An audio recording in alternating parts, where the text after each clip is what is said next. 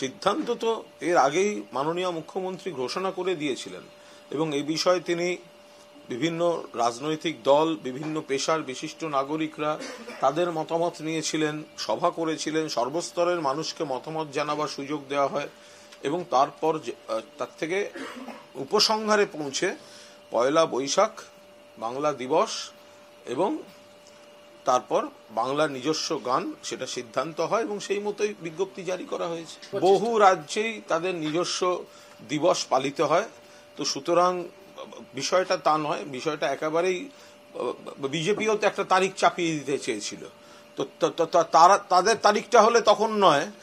আর যেটা বাংলার মানুষ চাইছেন, বাংলার ঐতিহ্য, বাংলার ইতিহাস থেকে উঠে আসা যে তারিখ, সেটা বাংলার মানুষ যা মান্যতা দিচ্ছেন, সরকার সেটাই গ্রহণ করেছেন। হাস্যকর কথাবার্তা। পয়লা বৈশাখ সবাই পালন করেন, এটা যে বিজেপি নেতা বা নেত্রী বলবেন তিনি মানুষের কাছ থেকে বিচ্ছিন্ন হয়ে যাবে, মানুষ বিচার করবে এরা কি বলছে।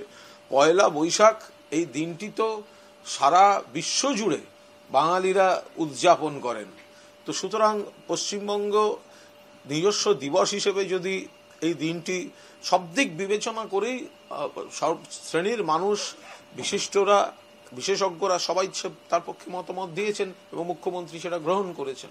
জাতীয় সঙ্গীতকে চ্যালেঞ্জ করে বাংলা জাতীয় সঙ্গীত যেটা তৈরি হচ্ছে, এটা যুক্তরাষ্ট্রীয় ব্যবস্থা, যুক্তরাষ্ট্রীয় ভাবনা, তার পরিপন্থী।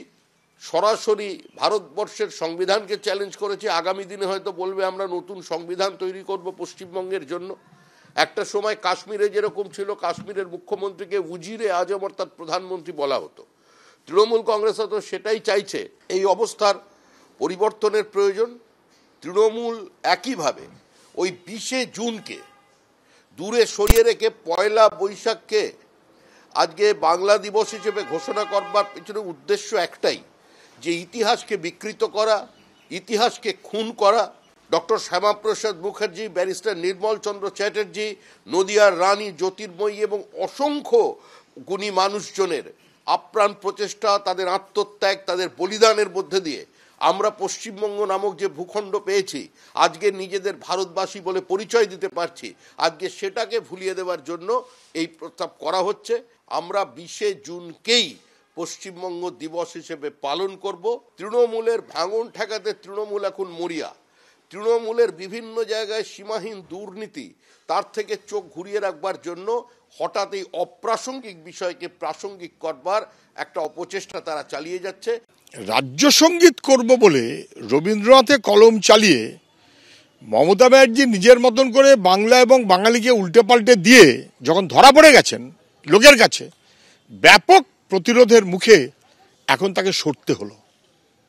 এখন রবীন্দ্রনাথকে আর কাটতে পারলেন না শেষমেশ, এবং কি ঘোষণা দিলেন যে সেদিন সবাইকে দাঁড়িয়ে থাকতে হবে।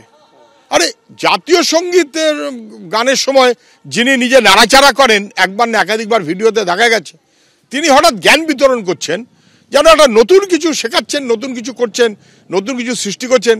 বাংলাকে ধ্বংস করেছেন, তো সেই কারণে আমি নতুন করছি ভাব দেখাচ্ছেন। এর কোনো যুক্তি আছে বলে আমার মনে হয় না।